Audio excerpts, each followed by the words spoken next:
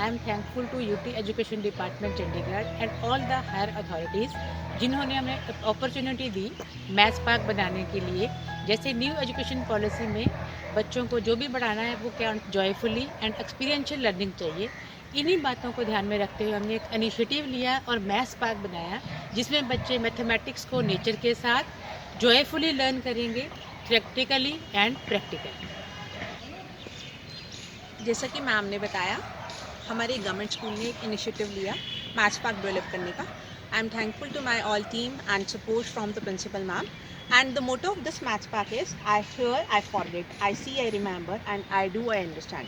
और जो नॉर्मली ये कहावत है कि मैथ्स एक फोबिया होता है, जो नॉर्मली बच्चे या आप किसी से भी बात करें तो मैथ्स उनको फोबिया लगता है।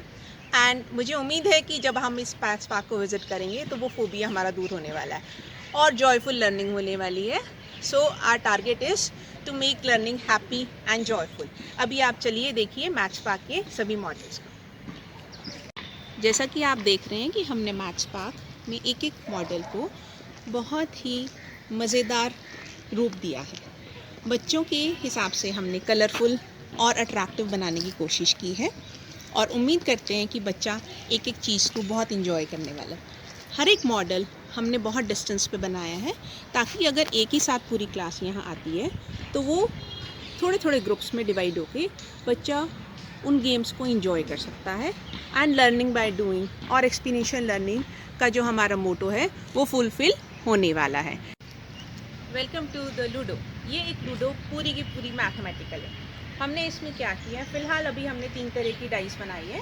एक डाइस में हमने सिर्फ इंटीजर्स के एक्सप्रेशंस डाले हैं, दूसरी डाइस में हमने थोड़ा एक्सपोनेंशियल्स डाला है, and there is a one more dice जिसमें हमारे पास इक्वेशंस है। Depending upon the class and the students level we can use the dice. और इसको खेलने के हमारे पास रूल भी बहुत इंपॉर्टेंट है, वो भी मैथमेटिकल है। एंट्री के लिए हमने 1 और 6 दिया है कि बच्चा का अगर 6 आएगा तो ही या 1 आएगा तो ही बच्चे को लूडो में एंटर करने का मौका मिलेगा। और जो सांप और सीढ़ी जो कि लूडो में बहुत ही अट्रैक्टिव होता है वो भी हमने मैथमेटिकल बनाया। हमने बच्चों को बताया कि अगर आप मल्टीपल ऑफ 4 पर हैं तो आप 2 स्टेप्स आगे मूव करेंगे, और अगर आप मल्टीपल ऑफ 5 पर आएंगे तो आपको 2 स्टेप्स पीछे जाना है, और अगर कॉमन मल्टीपल है तो आपको कहीं मूव नहीं करना। तो इस तरह से आई थिंक बच्चा ये इक्वेशंस और एक्सप्रेशंस को सॉल्व करना सीख जाएगा और मैथमेटिकल लूडो खेलते खेलते वो बहुत सारे मैथमेटिक ऑपरेशंस को भी लर्न करेगा। साथ ही साथ फैक्टर्स और कॉमन फैक्टर्स का मल्टीपल्स क्लियर होने वाला है, कॉन्सेप्ट क्लियर होने वाला है। अब देखते हैं ये बच्चे इस डाइस के साथ लूडो खेल रहे हैं, देखिए वो कैसे खेलते हैं।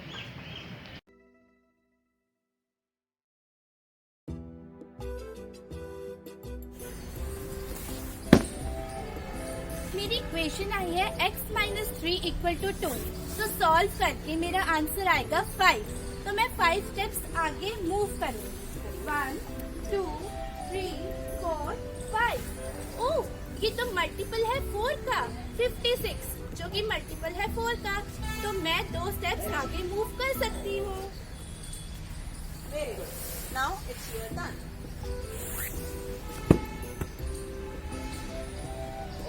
मेरी equation x divided by equals to 2 I है, तो मेरा इसका आंसर आता है तो 6।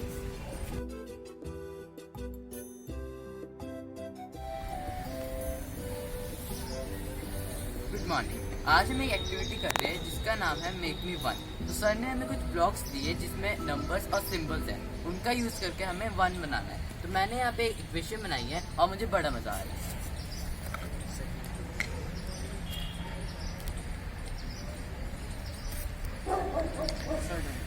गुड।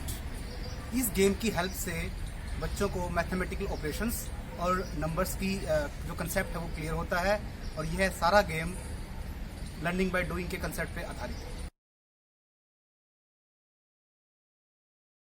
ये हमने कार्टेशियन प्लेन बनाया है अपने मैथ्स पार्क में कोऑर्डिनेट ज्योमेट्री को अच्छे से बच्चों को समझाने के लिए। इसके लिए हम एक गेम खेलेंगे। बेटा आप एक स्लिप लो एंड टेक योर पोजीशन।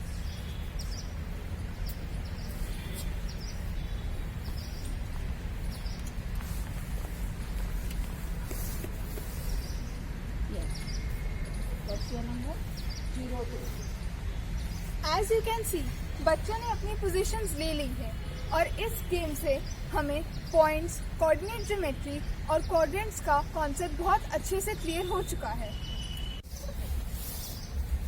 इसी कार्टेशियन प्लेन को अब हम नेक्स्ट एक्टिविटी के लिए भी यूज कर सकते हैं। Find the area of the polygon या find the perimeter by counting the squares या with the help of the draw. Stretch the make the polygon any polygon. As you can see, यहाँ पर बच्चों ने एक राइट एंगल ट्रायंगल बनाया है।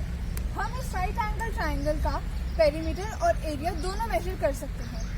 हमने इस रोप की लेंथ पहले से मेजर की हुई थी, तो वही रोप की लेंथ इस ट्रायंगल का पेरीमीटर होगी। और एरिया कैलकुलेट करने के लिए हम इस ट्रायंगल के अंदर बॉक्स काउंट करके इसका एरिया निकाल सकते हैं। जो भी बॉक्स हाफ से कम होगा उसको हम निगलेक्ट कर सकते हैं, और जो हाफ से ज्यादा होगा उसको हम राउंड ऑफ 1 के इक्वल कर सकते हैं। Now let us change the shape.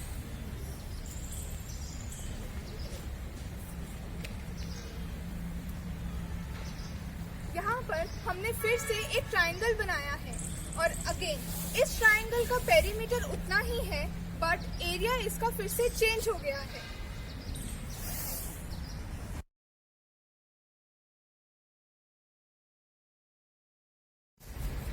Hello, so basically it's a vlog. आज हम इसमें बहुत सारे गेम्स खेलने वाले हैं। इसमें हमारे टाइम कॉन्सेप्ट के साथ साथ हमारे एंगल्स का कॉन्सेप्ट भी पूरा क्लियर होगा। इसमें हमारे एक्यूट एंगल, हमारे राइट एंगल और ऑब्ट्यूज एंगल, साथ ही साथ हमारे लीनियर पेयर्स और एडजेसेंट एंगल भी क्लियर हो रहे हैं। फॉर द एग्जाम्पल, ये हमारा राइट एंगल है जो कि पूरा 90 डिग्री का बन रहा है। अगर ये 90 से कम है तो ये हमारा एक्यूट एंगल बनेगा, और अगर ये 90 से ज्यादा है बट 180 से कम है तो ये हमारा ऑब्ट्यूज एंगल बनेगा। यहाँ पर ये लीनियर पेयर्स बना रहे हैं, और साथ ही साथ इसमें हमारे एडजेसेंट एंगल्स भी क्लियर हो रहे हैं। साथ ही साथ इसमें हमारा सर्कल थ्योरम भी प्रैक्टिकली प्रूव करके दिखाया जा रहा है। ये जो हमारी आर्क है, इसने यहाँ पर एक एंगल बनाया है 90 डिग्री का, और हमारी यही जो आर्क है इसने सर्कल के दूसरे पॉइंट पे एंगल बनाया है हमारा 45 डिग्री का। तो यहाँ हमने प्रूव करा है कि ये जो सेंटर वाला एंगल है ये इस एंगल के डबल है, और इसी तरह हम और भी बहुत सारी थ्योरम इससे प्रूव कर सकते हैं।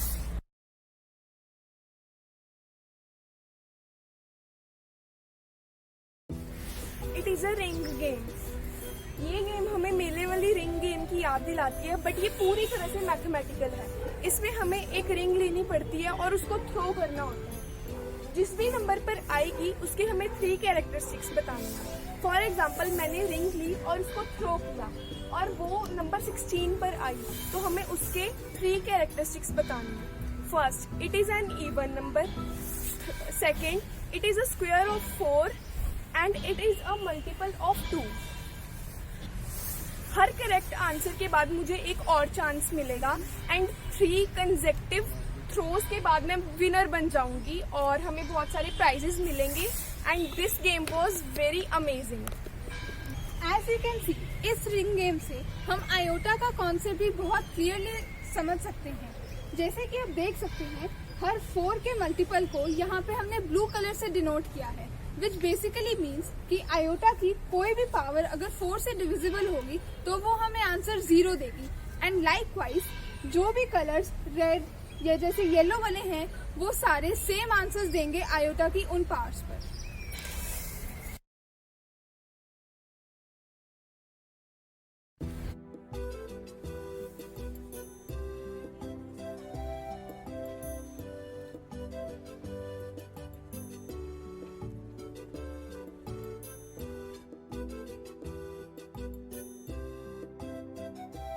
This is a clinometer, and using this we can calculate the height of trees and towers using the tangent formula.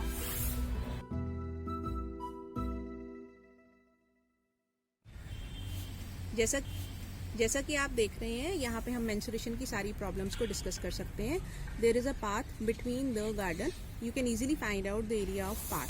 बच्चों को प्रैक्टिकली ये प्रॉब्लम करने में बड़ी प्रॉब्लम आती है जब हम ब्लैक बोर्ड पे सॉल्व करते हैं, बट विजुअलाइजेशन से ये प्रॉब्लम्स बहुत ही आसान होने वाली हैं। सिमिलरली, ऐसे क्वेश्चन जिसमें ये क्वेश्चन पूछा जाता है कि हमने एक गार्डन के चारों तरफ 5 मीटर विड्थ का पाथ बनाया, तो उसका एरिया आप कैसे फाइंड आउट करोगे। तो उसमें भी बच्चे ब्लैक बोर्ड पे सॉल्व करते हुए बड़ी प्रॉब्लम करते हैं। तो बट यहाँ विजुअलाइजेशन से बच्चे इस प्रॉब्लम को ईजिली फाइंड आउट कर सकते हैं, पाथ का एरिया भी निकाल सकते हैं और easily they can find out the area.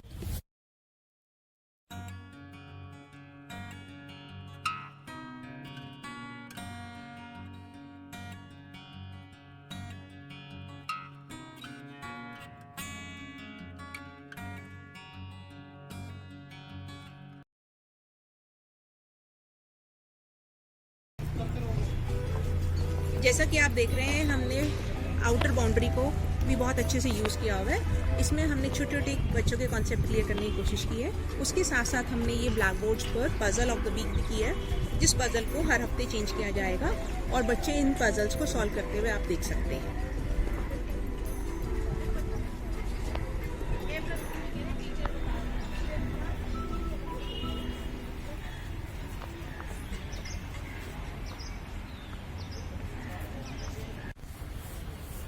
Here we have the Fibonacci sequence.